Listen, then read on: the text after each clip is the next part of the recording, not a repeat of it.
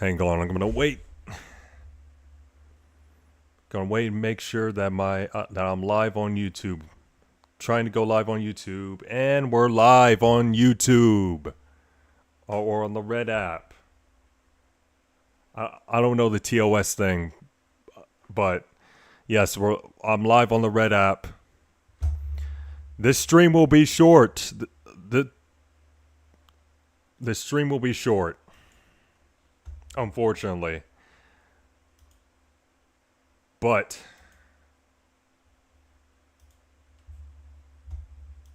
we'll still have I'll still have fun, or we'll still have fun, whoever's watching. Okay. All right, man. We gotta watch the MPG videos. All right, man. We got terrible news for Florida State. Let's check it out.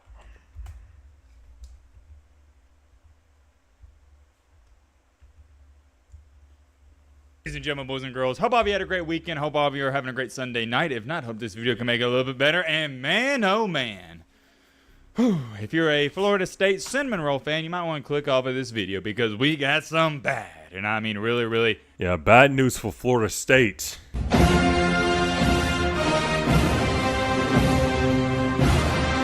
I'm sorry, I wanted to play the button. I want to play the thing. But let's get back to the video. I'll shut up. We're not doing no intro, none of that. I don't got time waste. You got time waste either. Do want to throw this in there. We're on the road to 400,000 subscribers. And as you can see right here, we are less than 15,000 subscribers away. So if you're new to the channel and you like college football, profile name are great. Let's get straight into this football stuff, though. You do not have to be the greatest college football analyst of all time to come to the executive decision that the Florida State football team has been too good this year. They started the year out on a bang. It was better than anybody even anticipated. They didn't just beat Alabama. They dominated them from start to finish. They won by double digits. 31-17. It was Man, that Alabama and Florida State game just seemed like years ago. That seemed so long ago. And that was only like a few months ago in August. A fantastic showing on both sides of the ball, offensively and defensively. Everybody was like, man, this Florida State team, they're back. They're going to be making the playoffs. They're a top Man, team. I thought that the Florida State team was going to be nasty this year. I thought they were going to be back in the get back in the playoffs, and I thought they were going to be a playoffs team, but fortunately not. Team, and then that's all it's been ever since the Bama game. Terrible, to say the least. Awful. Back to 2024 Florida State. I'm not going to sugarcoat it. They have straight up sucked this entire season, and currently, as when I'm speaking, making this video, they are sitting at an abysmal and the worst conference in the entire Power Four. It's not even close. 5-6. 5-6. Coming off a 5-6.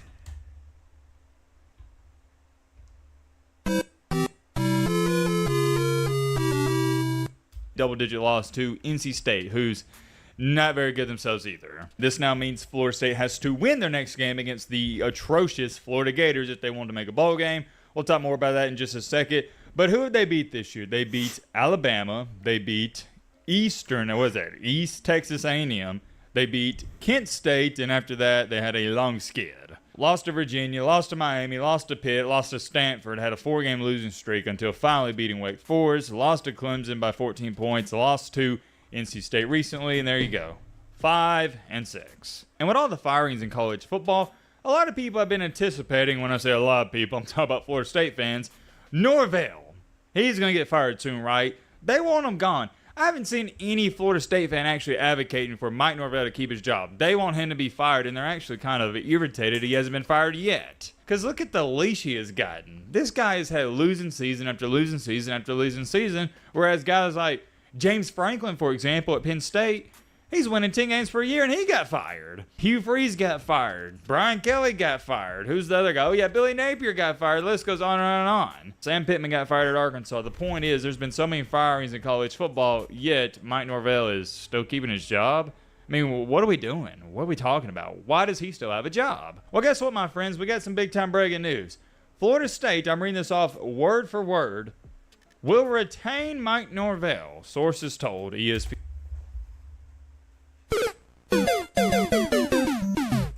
Let me read you off the On3 report. Breaking: Mike Norvell will return as Florida State's head coach in 2026. Per Cloud Football or CeeLo, whatever you want to call them, and Pete Nakos. Those are two of our very reliable sources on the channel. Yeah, there you have it. Read it and weep, chumps. Read it and weep. The man, the myth, the legend himself, Mike Norvell, is returning. This is great news. This is great news. Oh, you thought I meant for Florida State? No. For the rest of college football. If you have Florida State on your schedule in 2026, you should be grinning from ear to ear. You can mark in a free win almost at this point. I don't want to say I feel bad for Florida State fans, but I'm starting to. It's getting to that point. This is awful. It's to the point where I'm just like, yeah, this is but brutal. Why would he return next year? What can you point at? What has he done? You know, I know why. I think I know why. It's because Florida State, they don't want to fire him because it's because of his buyout. They don't want to pay that buyout. It's just Florida State, I think they're being cheap, or they just can't afford it at all. I don't know exactly what it is, but I think it's because of that buyout that they're not firing Mike Norvell, even though they should move on from him because of the past 2 years. They're just like keeping, all due respect to Norvell, but keeping Norvell is setting the Florida State program back. It's setting them back like, what, 5 to 10 years at this point. It is. And it's brutal for Florida State. It is. It's brutal for Florida State and their fans. I feel sorry for them. Like, honestly. Up until this point, on his resume at Florida State, where you can go, okay, well, this is why we're going to give him another year. Nothing at all. The only thing you can point to in the past couple of years is, oh, well, they beat Alabama. But I don't think that's enough for you to retain your job because look at how the entire season has gone. And it's not even like he's just having a bad year this year. You see, with Penn State and James Franklin, why that one's somewhat controversial is because this was the first bad year. When I say bad, I mean really bad year that Penn State has had. And I know James Franklin, he was struggling to win the big-time game. Or not even struggling. He never won the big-time game. But he wasn't having bad seasons. Mike Norvell, this isn't the first quote-unquote bad year he's had. He's had 4 bad years, 5 bad years. He's had, look at this, oh my gosh, don't even get me started. Look at what he did last year. What, they win 2 games? Are we serious? My brother in Christ, 2 games, and then this year, they may not even make a bowl game? We're talking about Florida State. This is easily a top 15 job in all the nation, easily. Florida State, is this acceptable? Is this the new normal? Is this the standard? 5 wins? Last year they won 2? How many losing seasons? I think he's, okay, so if they don't beat Florida, even if they beat Florida and lose in the bowl game, that's going to be 4 losing seasons in 6 years. Let that sink in. And by telling the fan base, hey, he's going to be returning as the head coach, you are intrinsically telling them, hey, this is okay. This is the new standard by default. There's certain subjects we talk about on this channel where we can argue. Yeah, I mean, we could talk about, well, I just talked about the buyout, but still, it's somewhat a spit to the face to the Florida State fans that want to see Florida State succeed. I think I'm just going to say it how it is. It's a spit to the face to, you can say spit to a face or middle finger to the Florida State fans. I honestly think it is. And debate, but I don't think there's anything to argue and debate here. This is one of those things where I'm just genuinely confused. I don't know why you would even allow this to happen. Before I go any farther, maybe we'll get some clarity. Let me read you off what Florida State had to say about this, word for word. Florida State University announced that Mike Norvell is being retained as head football coach with support from FSU leadership. Norvell has pledged to institute fundamental changes in specific areas to improve performance to meet FSU's championship standard. Oh, yeah. You see, that's funny. Mike Norvell has pledged championship standard. What? Championship standard? Championship standard in the same sentence. LOL. Are you kidding me? Get out of here. 4 losing seasons in 6 years. 4! I digress. Continuing along here. 4 quote, losing unquote, FSU board seasons in 6 years is just diabolical. Absolutely diabolical. Trustees Chairman Peter Collins, Vice President and Director of Athletics Michael Alford, and I are in complete agreement that changes are needed to our program to improve, said Dr. Richard McCullough, FSU President. Coach Norvell embraces our support in that process and agrees that success must be achieved. He continues to demonstrate an unwavering belief in this program's future. Oh, guys, an unwavering belief. We're using big words now, and so do we. This decision reflects a unified commitment to competing in the rapidly evolving landscape of college football while maintaining continuity within the program. This program has been built on belief, sacrifice, and putting the team first, Norvell said. That set of values has always guided my actions and those of our players. The driving motivation behind this is to make certain that we are doing everything properly to obtain and retain elite players, add critical pieces, and sustain long-term success. I love Florida State, and I am fully committed to this program and our shared goals. In addition to addressing the reality that the on-field results have been far from acceptable to the FSU standard, we also realize our responsibilities as stewards of program revenues and how to best allocate those dollars to compete at an elite level. Something we will not compromise, said Collins. These deficiencies may include structural changes to the very large and complex program FSU football has become, and these areas are where we will focus and invest. Our responsibility is to do what gives Florida State the strongest competitive position, not just today, but for years to come, said Alford. Florida State has invested hundreds of millions of dollars in its football program over the past few years with high expectations, Chairman Collins. President McCullough and I are aligned in partnering with Coach and improving our ability to compete for championships. Our mission is unwavering in putting Florida State football at the forefront of college athletics. I know that was a lot, but I feel like it is highly important to our situation because they are explaining not only, yes, we are retaining Mike Norvell, but why they're doing so. Here's my 2 cents on that. I understand what they're saying. They believe in Mike Norvell. I just disagree with it. I strongly disagree with it. I don't. 4 losing seasons about to be. Still believe in him when like Matt said, 4 losing seasons and 6 seasons. Still believe in him. Assuming they lose a bowl game or lose to Florida State in 6 years. You won 2 games last year. This year you had the talent. You had the weapons. 5 wins up until this point, 5 and 6 in the worst conference in America. When it comes to Power 4. If you got to ask me, it's just unacceptable at Florida State. I'm not saying you got to be competing for championships there, but good googly moogly, you at least got to be winning regularly. 7 to 8 games. Mike Norvell hasn't even done that the past couple of years. And we all know what this is stemming from. He had the one decent undefeated season, but even at that, you did it in the ACC. The ACC's garbage. And I say undefeated, let me go back on that. Undefeated regular season. You got millywhopped, let me say again, millywhopped by the Georgia Bulldogs by 60 points. I think it's highly disrespectful. I mean, look, if the Georgia Bulldogs, like at the time, back in 2023, if the Georgia Bulldogs can do that to Florida State, imagine if Florida State actually made the playoffs instead of Alabama and played Michigan. Oh, man. I think the beating would have been even worse. Like, Michigan, they probably would have scored, like, what? Maybe more than 60. Like, 70, maybe. Or 80. Respectful to Florida State fans, and if I was a fan of Florida State, I would not be happy about this. But maybe some fans out there are. Maybe they are. I guess we'll have to wait and see what happens next year. But here's my next question. Let's say, hypothetically speaking, for the sake of this video, Norvell goes 7-5 next year.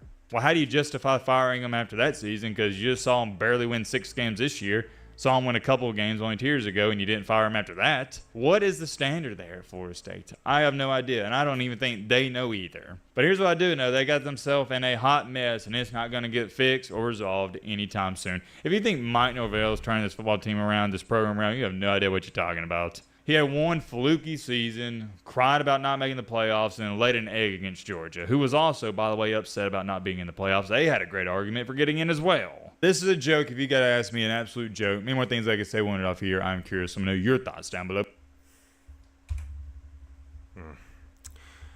Man, that program is cooked. They are absolutely cooked.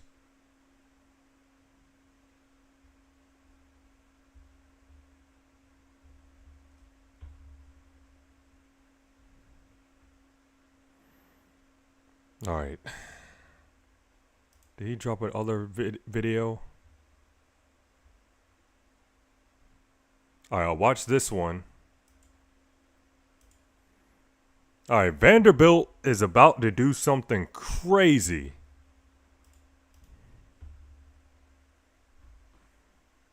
Can't help you. I don't know.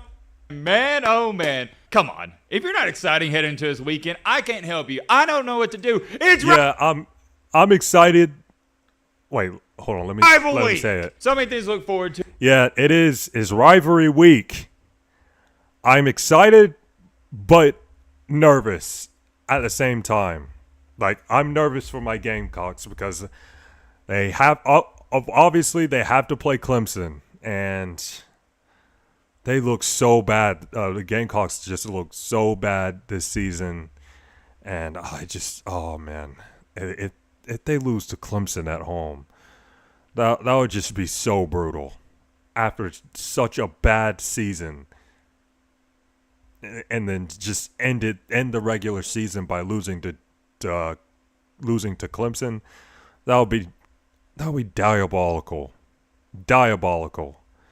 But hopefully that won't happen. I'm excited. I hope you guys are excited as well. But in today's video, we got to talk about Vanderbilt. Yes, that's right. You heard me correctly. Vandy, the nerds of all teams. They have an ongoing and developing story I've been paying attention to closely, and it's looking like they're about to do something crazy. You gotta see what's going on there. That is most definitely the main topic of this video. However, we do have another minor topic we're going to sprinkle in there, and that is the man, the myth, the legend himself, being sarcastic when I say that. Mike Norvell has addressed everything going on with Florida State. You know how last night we talked about the breaking news that Florida State is retaining him as the head coach? Well, he has since spoken about it. 2 topics, 1 video. Who says no to that? We are also on the push for 400,000 subscriber profile. The big hoopla about Florida State. I'm not going all over it again. If you want to hear. Okay, so he already talked about right here, it's the most important part. Mike Norvell staying at Florida State for another year. Like, just a stupid decision. You know, I guess it's just Florida State just being cheap and not paying their not paying the buyout.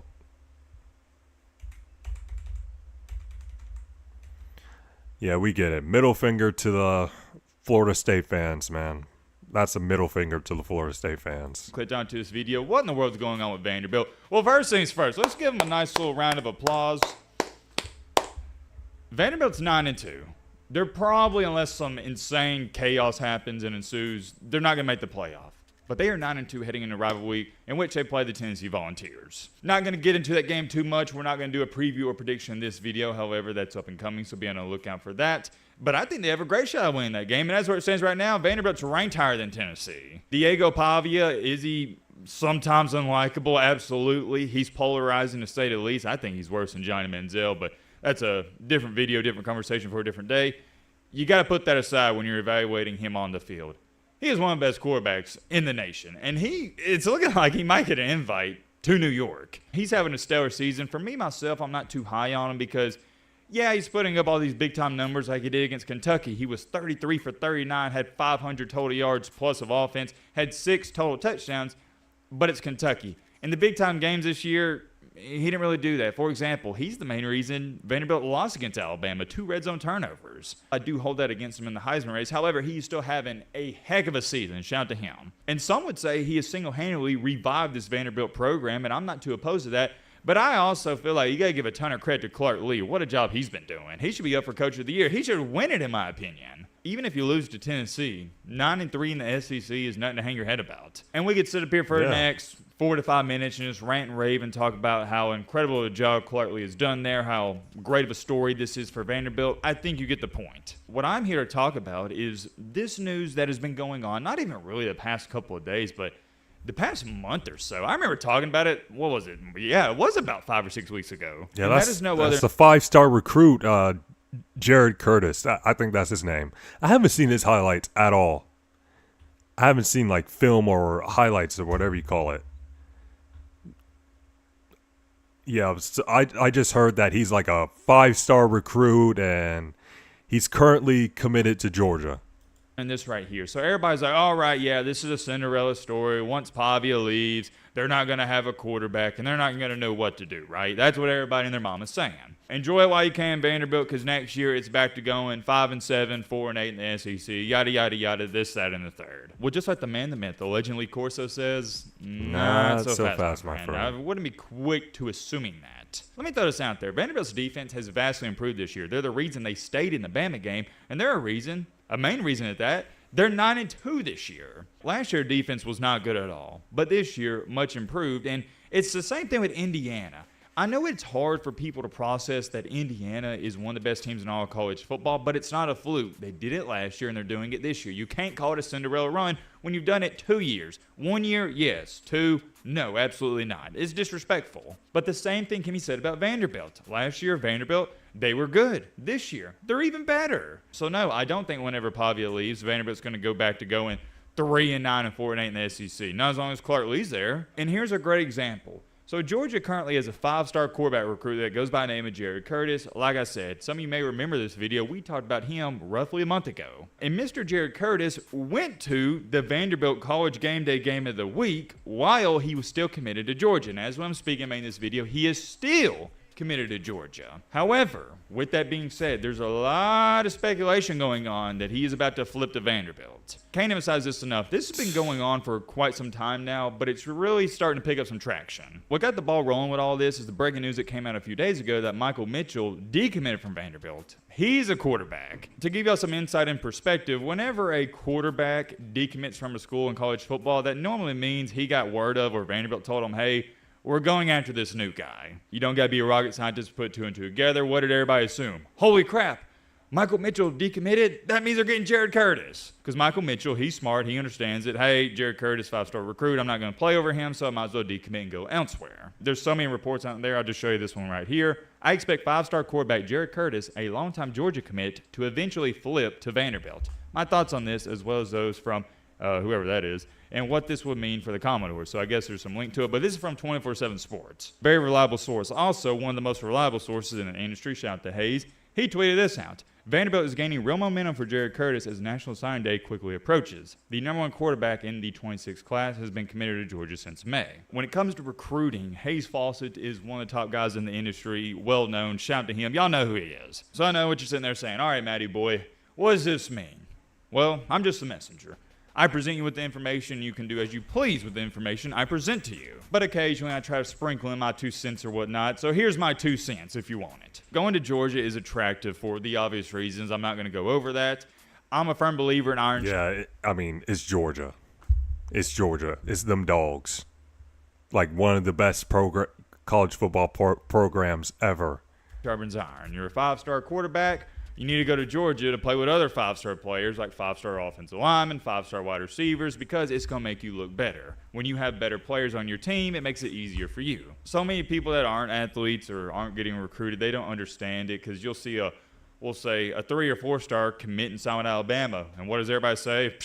Why is he going to Bama? He's not going to play over than 4 and 5 stars. It's because iron sharpens iron. I can't dumb it down any more than that. It's going to make you better when you go to a better school, but also make it easier for you. On the flip side of it, let's talk about the Vanderbilt aspect. You are obviously not going to be playing with other 5-star offensive linemen and 5-star wide receivers and 5-star players in general, or even 4 stars. It's going to be a mix of some 3 stars, guys out of the transfer portal, stuff like that. The only real appeal to going to Vanderbilt as a quarterback, if you got to ask me, is you are guaranteed the starting spot at the quarterback position. Guaranteed. That's why you go there. Vanderbilt's also going to give them some NIL money, probably $2 to $3 million per year, and you're guaranteed to play. That's the only argument you need for Vanderbilt, and it's very attractive because as an athlete, you want to play. At Georgia, it's going to be extremely hard to get onto the field because They're going to have a starting quarterback already, and then there's going to be 2 or 3 other guys in that locker room you're battling out with.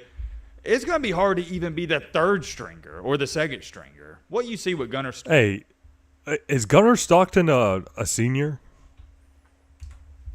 Let's look it up. I don't know. Is Gunnar Stockton a junior or a senior? Gunnar Stockton.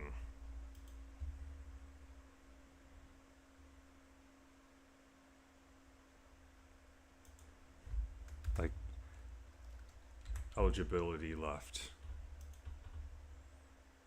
Oh, he got one year, so he's a redshirt. Okay, so he's a redshirt junior. He's got one more year to go. Okay. Stockton, Ty Simpson, and you even saw it with Julian Saint at Ohio State. That is stereotypical at your big-time programs. You're going to wait, bare minimum, 1 to 2 years to get that starting job. Another great example is Joe Burrow. Heck, he waited years at Ohio State and still can't get on the field, so he's like, well, dang, I guess I'm just going to go to LSU, and the rest is history. I'm a firm believer in waiting is good because you can learn the offense, learn the system, this, that, and the third. But if you don't want to wait, because everybody's different, some people are okay with it, like Ty Simpson, Gunnar Stockton. Oh, what's his name? Curtis here, my apologies, was drawing a blank on him. Maybe he's different. He's like, no, screw that. I don't want to wait at all. I want to play tomorrow. I want to play as soon as I step foot on campus. Then, yeah, going to Vanderbilt, it's a great option. Short term, I think it's more beneficial to go to Vanderbilt because you get to play. Long term, definitely going to Georgia. It just depends what a young man wants. We're all different. I don't think there's a wrong or right answer. Vanderbilt's also going to put up more money. I know a lot of people are going to be caught off guard by that, but it is true. Let me explain. Georgia and Alabama have made it evidently clear, and I know people don't believe this, but it is true.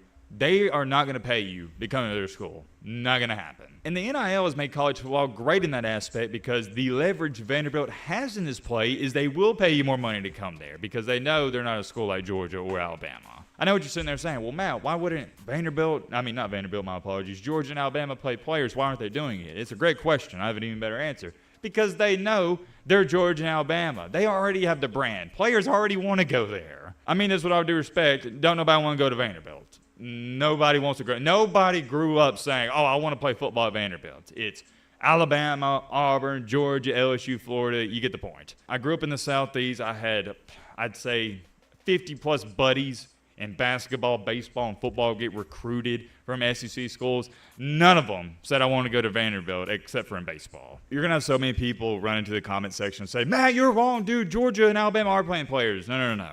Let me also elaborate on that because I know some people are going to be confused. A good example is a school like Texas Tech. You know how recently they got good out of nowhere? It's because they were spending so much money. Yeah, because they got a lot of money. That's why. They're rich. On this year when it comes to NIL. And what you're seeing with like a Vanderbilt, for example, is they are paying players at a high school to come there. That's how they're trying to recruit. What I'm saying is, and Kirby Smart has talked about this, Kellen DeBoer not so much, when it comes to recruiting at the high school level, Kirby Smart, or a better way of saying it, Georgia and Alabama aren't going to pay players to come to their school out of high school. However, once you start producing on the field, that is when they pay you. Ryan Williams didn't get a cent to come to Alabama. He just started getting paid after he did the twirly 3,000 last year after Georgia. And this year he's getting around $2.5 million. But that's because he produced, and the booster to Alabama, the NIL department is like, all right, it's time to pay the young man. Alabama and Georgia pay players to perform. Georgia has made it evidently clear to Curtis, we're not paying you a dime to come to our school. Why is it this way? Because Alabama and Georgia know once you become the starting quarterback and lead us to a 10-0 start, you're going to be making so much money in endorsements, sponsorships, NIL money, you're not even going to know what to do with it. So from that standpoint, your smaller schools like Vanderbilt, who do have some NIL money, they're taking a gamble because it is a gamble. Hey, how's it going? Giving Jared Curtis $3 million before he even takes a snap at Vanderbilt. You don't know if it's going to work out. We'll see what happens here. I'll keep you guys updated. I'm curious to know your thoughts on us down below. But wow. So Vanderbilt might get a 5-star recruit to commit to their school. Crazy, man. Absolutely insane.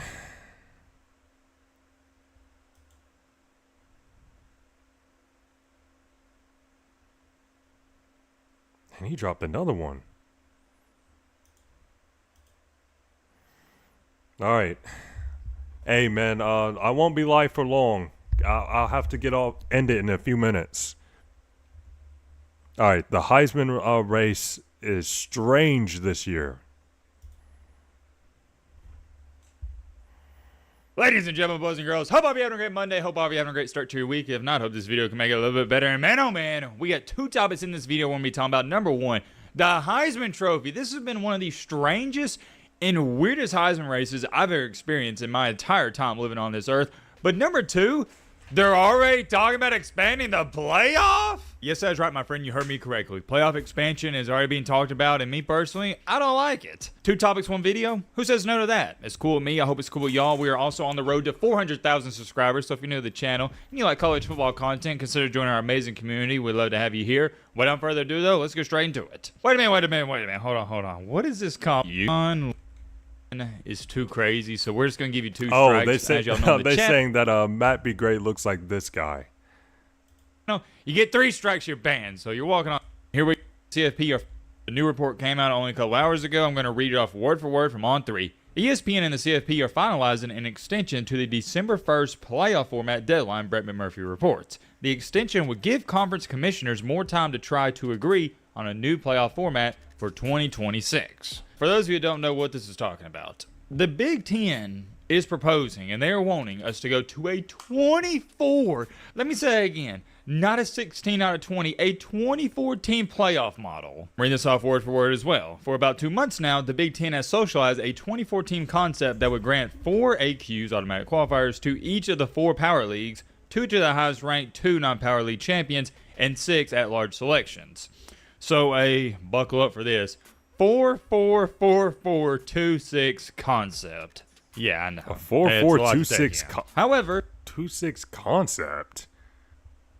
What? Those from the SEC, both its commissioner and university presidents, have publicly pushed back against such a model in favor of a 16-team playoff format with 5 total AQs and 11 at-large selections. The SEC and Big Ten must agree for a new format to be adopted. I'm not going to divulge into this too much because I feel like this is an entirely different topic and different video for a different day. But here is what I do want to address. The fact we are even talking about expanding the 12-team playoff is ridiculous to me. It hasn't even been in effect for 2 full years. What are we doing? I'm not saying the 12-team playoff has been great up until this point, but here's what I am saying. We haven't even given it a chance. We shouldn't even be talking about a 16-team or 24-team playoff until the 12-team playoff has been around, bare minimum, 4 years. That's the bare minimum. 4 freaking years. And look, I'm a more the merrier type of guy. I'm not saying I'm opposed to a 24-team playoff because I love it. In my opinion, I wouldn't mind a 24-team playoff. I wouldn't mind that at all. It might be a little too much, but I wouldn't mind it. Like 16 is probably better, but 24, man, I don't mind that at all because that means there will be more home games.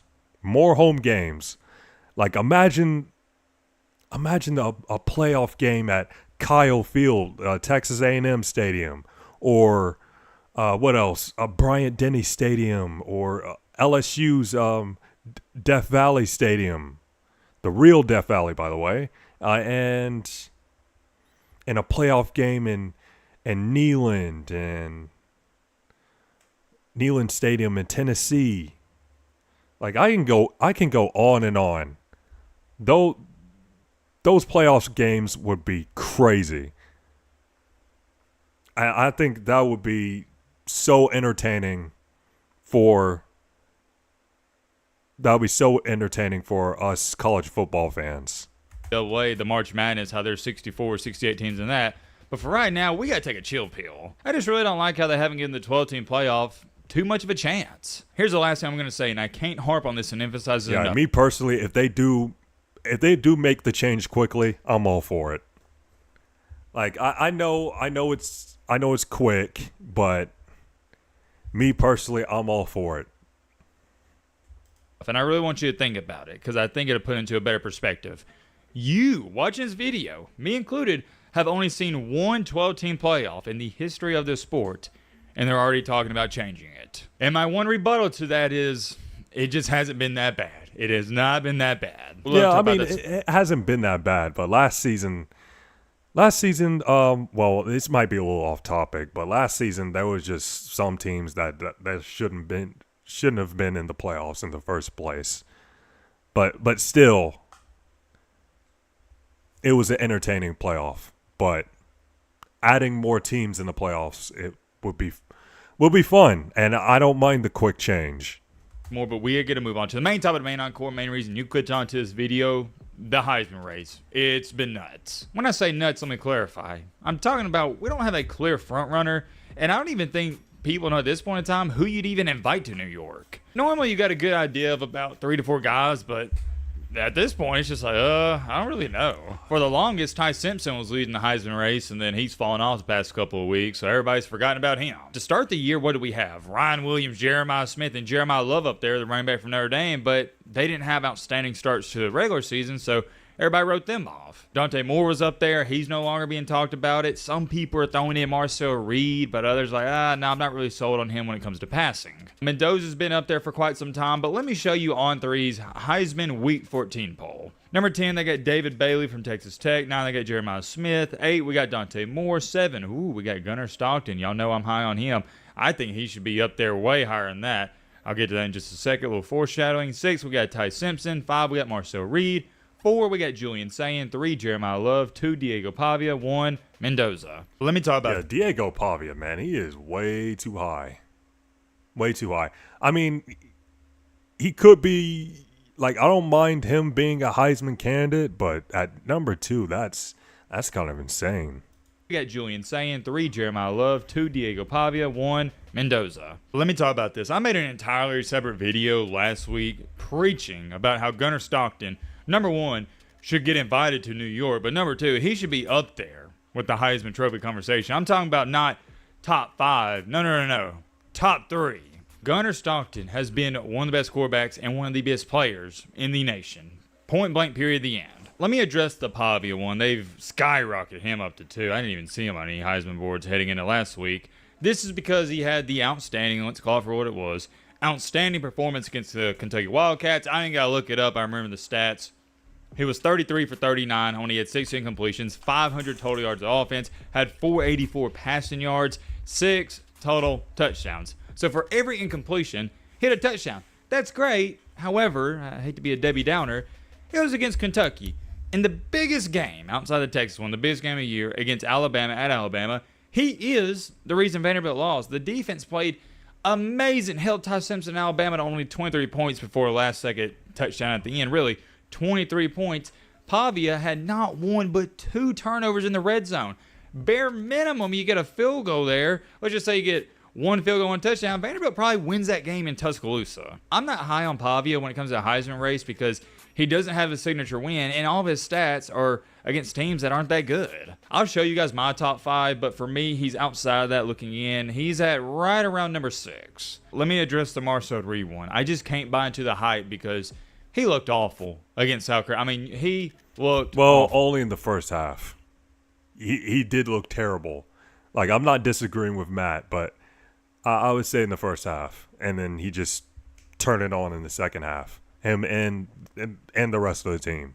Well, I know he turned it on in the second half, but still can't throw a football, and I can't pick a guy to win the Heisman Trophy when I don't even think you're that great of a quarterback. No wide receivers are going to be in contention this year. There is one running back that's sneaking on up there, and that's Jeremiah Love. Oh, my goodness. He's easily the best running back in all of college football this year. Best running back in the country. Jeremiah Love, man, that dude is a beast. He's a beast. Here, and he has a great argument for winning the Heisman Trophy, but as we all know, he's not going to. And last but not least, save 2 of the better guys for last, Mendoza and Julian Sayin. The one thing that's going to hurt Sayin is Ohio State has played nobody this entire season. They have played nobody in the Sorry Second Big Ten.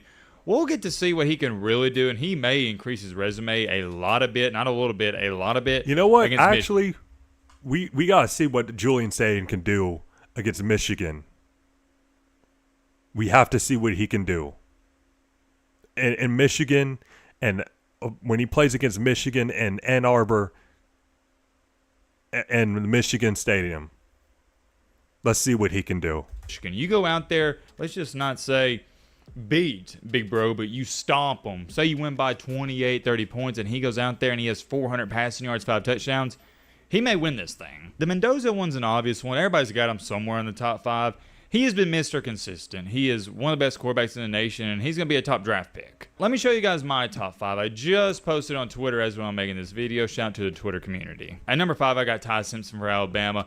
He had a great start to the season, a great middle to the season, but the second half has been average at best. And as we know, to win the Heisman Trophy, you got to play your best ball in the second half of the season, and he hasn't done that. So I got him at 5. I know some people are going to take him out of the top 5, but you can't have recency bias. You can't forget what he has done for his Alabama team up until this point. At number 4, I got Fernando Mendoza.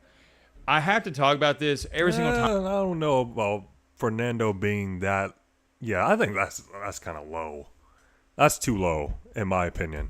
We talk about the Heisman Trophy on the channel every single year around this time. Everybody gets their feelings hurt because they're like, Matt, what do you mean you got Mendoza at 4? Are you kidding me, dude? He's been one of the best players in the nation. My brother in Christ, we're talking about the Heisman Trophy. These are all the best players in the nation. Let's just get that clear.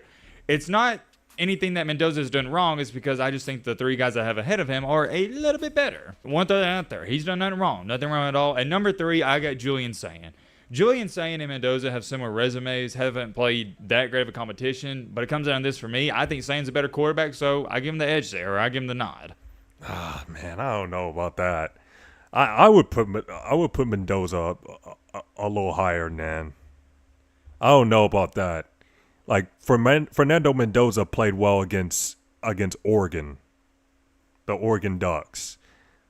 At number 2, I got Jeremiah Love. Man, you want to talk about playing your best ball in the second half of the season? He has done that. Granted, it has been against, like all the 3 guys we talk about right here, Sayin, Mendoza, and Love, inferior competition. But man, you just can't ignore it. He's been that good. And at number 1, this may shock some of y'all, I got Gunnar Stockton. He has been the best player in America. Number 1. From Yeah, start to I mean, I saw the tweet, but yeah, Gunnar Stockton at number 1. That's kind of crazy. I do think he should be in the Heisman conversation. I do agree with Matt. Gunnar Stockton's been underrated, but Gunnar Stockton at number 1, I don't know. Like I understand why he put it up there, because Gunnar Stockton was able to perform against teams like Tennessee and who else? Tennessee and Ole Miss.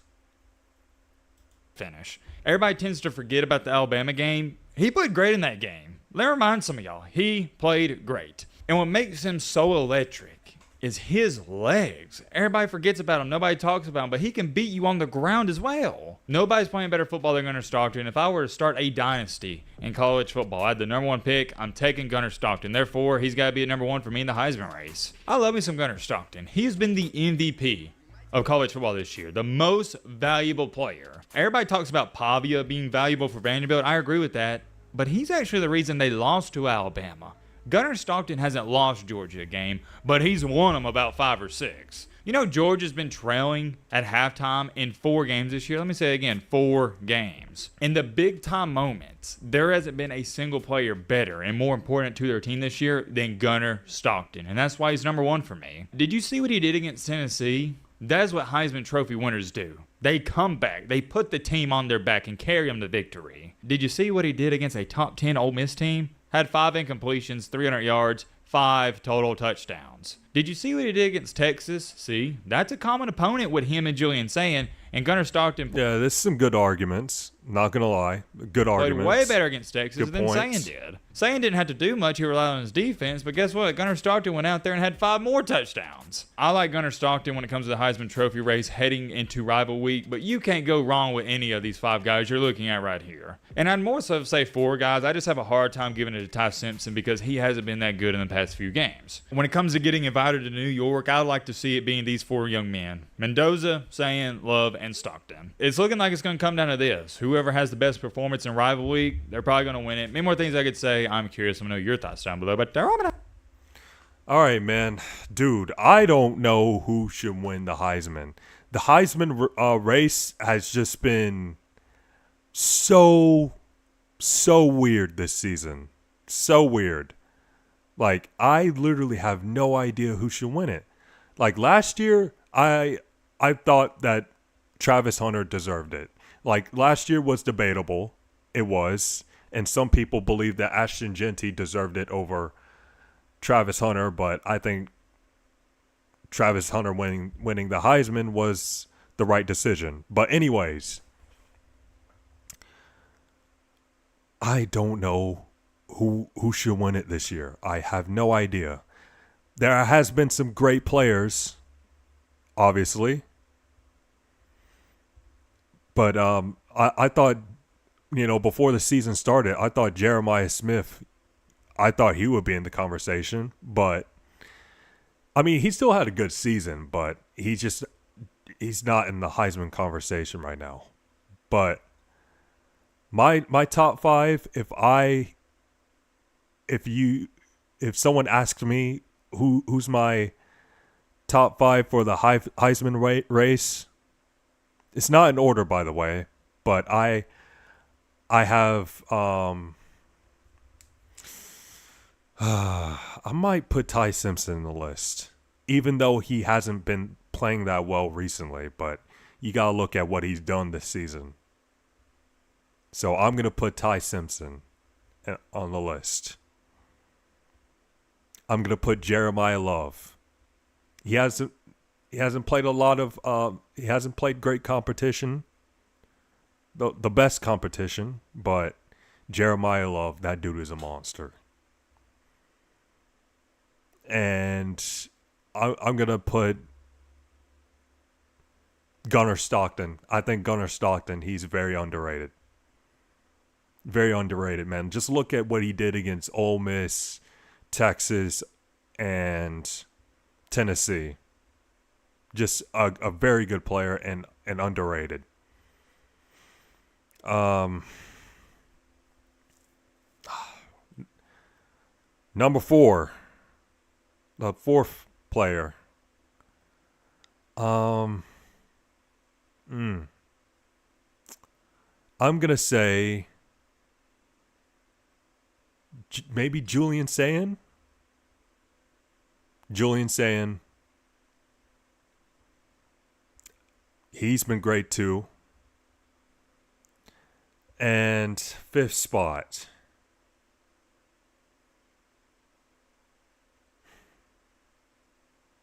I'm going to go with Fernando Mendoza, obviously. Fernando Mendoza. He's been arguably the best quarterback in the nation right now. The best quarterback in the nation. Look at his performance against Penn State and Oregon. Oregon is his most important performance. And I wouldn't mind seeing those guys win the Heisman. I mean, yeah, you could take Ty Simpson out of the conversation due to his recent performances. You could, and put someone else like either Diego Pavia or that linebacker from Texas Tech. What's his name? Rodriguez. Yeah, he's been balling out for Texas Tech.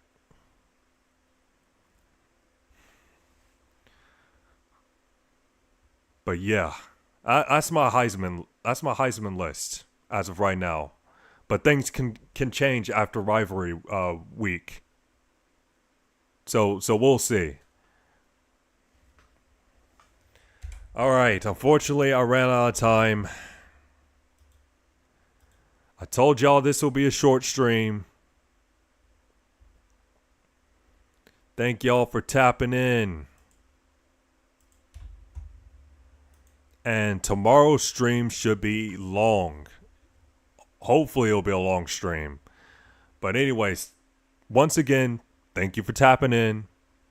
And I should be live tomorrow. Should be a longer stream. And have a good night.